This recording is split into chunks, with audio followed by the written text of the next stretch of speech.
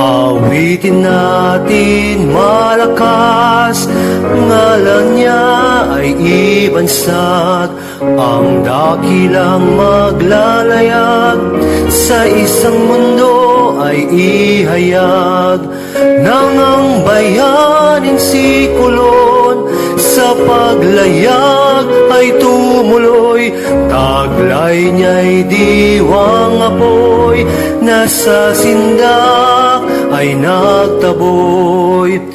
Ang dagat man ay may sigwa, tuloy din ang paglayag niya.